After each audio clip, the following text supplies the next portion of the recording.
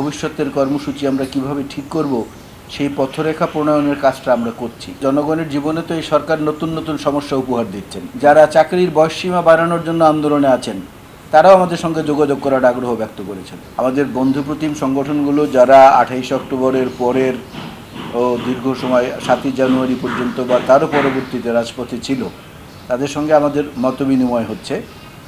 তাদের কাছ থেকে কিছু পরামর্শ আমরা পাচ্ছি, তারা আমাদের কাছ থেকে কিছু নির্দেশনা নিচ্ছেন। এটা মিলিয়ে ভবিষ্যতের কর্মসূচি আমরা কিভাবে ঠিক করব সেই পথরেখা প্রণয়নের কাজটা আমরা করছি এবং এর মধ্য থেকেই এটা একটা মাঠ পর্যায়ে একটা রূপ নেবে। মূল বিষয়টা দাঁড়িয়েছে যে জনগণের জীবনে তো এই সরকার নতুন নতুন সমস্যা উপহার দিচ্ছেন। এই এখন আবার শুনছি মেট্রো রেলের উপরে ভ্যাট বসাবে। সুতরাং জীবন ঘনিষ্ঠ যে সমস্যাগুলো মানুষের আছে, যাতে মানুষ দুর্ভোগে পড়ে, কষ্টে পড়ে, অর্থনৈতিক সংকট থেকে দ্রব্যমূল্য, তারপরে বিভিন্ন জায়গায় ভ্যাট ট্যাক্স এবং এই যে ঋণ খেলাপিদের কালচারের কারণে সাধারণ মানুষের ভোগান্তি, এগুলো আলোচনায় বেশি করে এসেছে। এবং এর পাশাপাশি গণতান্ত্রিক সরকার যদি আজকে দেশে থাকতো তাহলে এই সংকটগুলো অনেকাংশেই কমে যেত।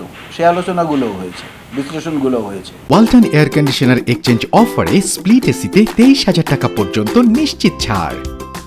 এই কমিটির বৈঠকগুলো শেষ হওয়ার পরে আরও কিছু বন্ধুপ্রতিম সংগঠন আমাদের আছে যাদের সঙ্গে লিয়াজো কমিটির মাধ্যমে যোগাযোগ হয় না, যুগপথে কর্মসূচিতে তারা থাকে, তাদের সঙ্গে যোগাযোগগুলো আমরা করব। সুতরাং এটা আরও একটু সময় নেবে।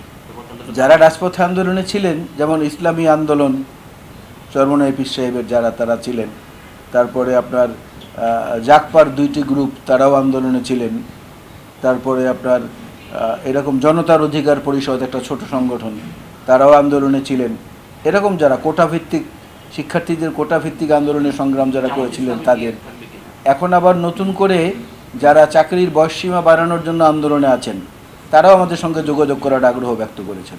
আমরা তো পারলে 1 মাসের মধ্যে আমাদের জাতীয় কাউন্সিল করি, কিন্তু এখানে সমস্যা যেটা দাঁড়িয়েছে সেটা হচ্ছে তৃণমূল পর্যায়েরও হাজার হাজার নেতাকর্মীরা এখনও কারাগারে, যারা ওই সময় আন্দোলনে ছিলেন বা যারা নিয়মিত সাংগঠনিক কার্যক্রমে প্রাণ সঞ্চার করেন, এমন কিছু নির্দিষ্ট নেতারাও এখন পর্যন্ত কারাগারে। সুতরাং একটু সময় তো এখানটায় লাগবে। আর আমাদের যে প্রস্তুতির ব্যাপার রয়েছে, আমাদের মাননীয় চেয়ারম্যান, আমাদের ভারপ্রাপ্ত চেয়ারম্যান, ওনারা তো আমাদের কাছে নেই। সুতরাং এই যোগাযোগগুলো করে ফলাফল আসতে একটু সময় নেয়।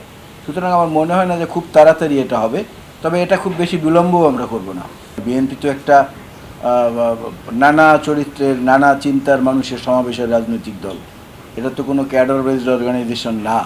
সেখানে সবার চিন্তার স্বাধীনতা থাকবে, যার যার মনের মতো করে তারা সেটার ব্যাখ্যা করবেন। প্রত্যাশাও সেরকম বিভিন্ন দিকে থাকবে, কারো 4 দিগন্তে, কারো 10 দিগন্তে তো থাকতেই পারে।